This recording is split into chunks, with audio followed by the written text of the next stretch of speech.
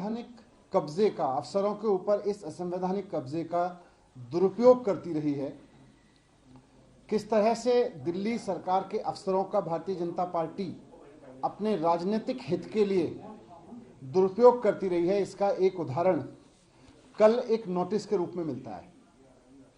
ये नोटिस दिल्ली के सूचना विभाग की आईएएस अधिकारी सचिव श्रीमती एलिस वास जी ने जारी किया है, अरविंद केजरीवाल जी के नाम।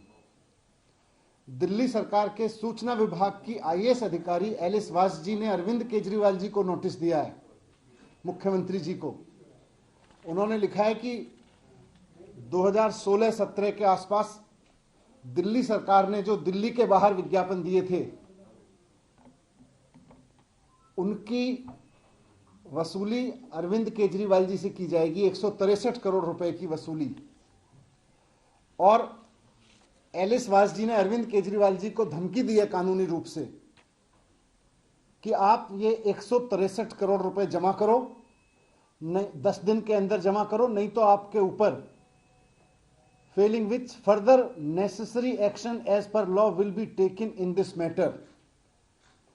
सूचना विभाग की आईएएस अधिकारी एलिस वास जी भारतीय जनता पार्टी के कहने पर अरविंद केजरीवाल जी को धमकी दे रही है कि 10 दिन के अंदर अंदर 163 करोड़ रुपए जमा करो, नहीं तो आपके खिलाफ कार्रवाई की जाएगी।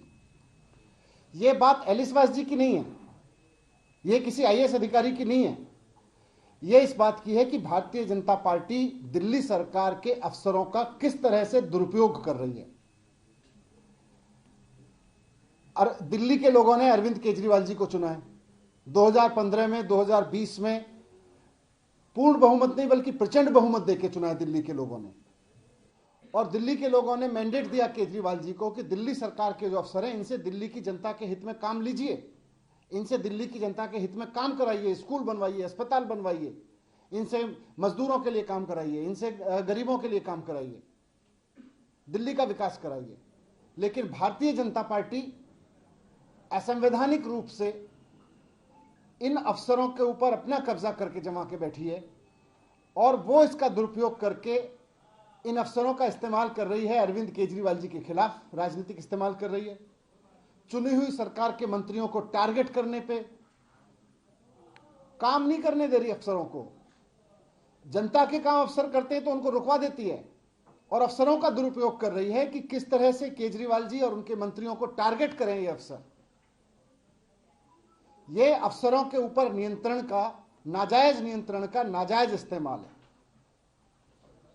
इसीलिए जो सर्विस डिपार्टमेंट है दिल्ली सरकार का, भारतीय जनता पार्टी उस पर कब्जा जमा के बैठी हुई है, संवैधानिक रूप से गलत तरीके से उस पर कब्जा करके बैठी हुई है, ताकि वो अफसरों का दुरुपयोग कर सके और मुख्यमंत्री जी को इस तरह के नोटिस दे दे के अफसरों से दिला के परेशान कर सके, टारगेट कर सके और काम ना करने दे।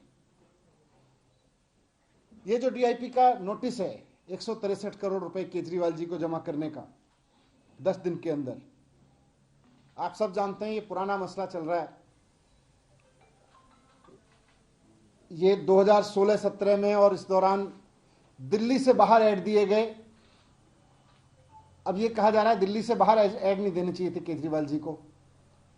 मैं पिछले 7 साल तो छोड़ दीजिए, मैं कह रहा हूं आप पिछले 1 महीने के अखबार उठा के देख लीजिए। दिल्ली के भारतीय जनता पार्टी के अलग अलग राज्यों के मुख्यमंत्रियों के विज्ञापनों से भरे पड़े हैं दिल्ली के अखबार।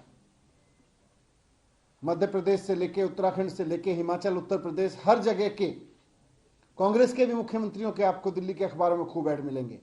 भारतीय जनता पार्टी के देश भर के मुख्यमंत्रियों के आपको दिल्ली के अखबारों में ऐड मिलेंगे। अगर गलत है तो वो वहां के मुख्यमंत्रियों से वसूलेगी भारतीय जनता पार्टी वो पैसा। भारतीय जनता पार्टी वहां के अफसरों से यह कराएगी कि वो उत्तर प्रदेश में सूचना सचिव को कहे, आईएएस अधिकारी को, कि जाके योगी जी से पैसा वसूलो, या हिमाचल प्रदेश या उत्तराखंड में वसूलो उनके मुख्यमंत्रियों से। ये अफसरों पे कंट्रोल का दुरुपयोग कर रही है भारतीय जनता पार्टी, कि अफसरों को मजबूर कर रही है कि वो मुख्यमंत्री जी को इस तरह के नोटिस दें, मंत्रियों को टारगेट करें और काम ना करें, जनता के लिए काम ना करें। केजरीवाल जी चाहते हैं अफसरों को जनता के काम पे लगाएं, भारतीय जनता पार्टी चाहती है कि अफसर केवल और केवल केजरीवाल जी के ऊपर और उनके मंत्रियों के ऊपर टारगेट करते रहें, काम ना करें। इससे बड़ा उदाहरण नहीं हो सकता अफसरों पे नाजायज कंट्रोल का किस तरह से कर रहे हैं।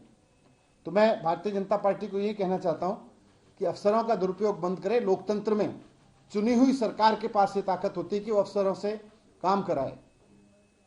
अफसरों का दुरुपयोग करके इस तरह से चुनी हुई सरकार के मंत्रियों और मुख्यमंत्री को टारगेट कराना अफसरों से बंद करे, बल्कि काम करने दे। और जहां जहां की जनता ने आपको चुना, आप अपने अफसरों से काम कराओ, उनको काम पे लगाओ। ये नोटिस दिलवाने का क्या फायदा है? ऐड तो सारे सरकारें दे रही हैं, आपके राज्यों के मुख्यमंत्री इतने सारे दे रहे हैं। सर, आप जवाब कैसे देंगे? आगे क्या होगा? क्या आप कोर्ट के जरिए देंगे, क्योंकि इसमें आपका दफ्तर सील करने की बात कही गई है। इसमें लिखा गया है कानूनी कार्रवाई की जाएगी।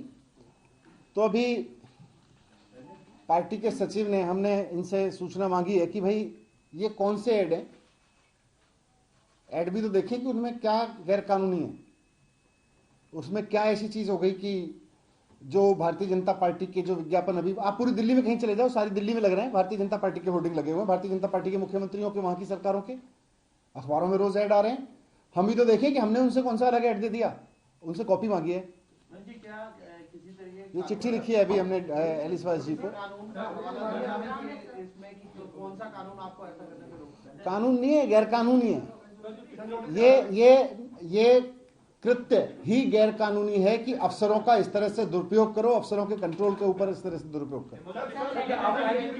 इसकी हियरिंग चल रही है और कल जो हियरिंग हुई थी उसमें कोर्ट ने कहा भी है ये बात कि सर्विसेज में कंट्रोल जो है वो इस तरह से होना चाहिए कि तालमेल के साथ काम हो।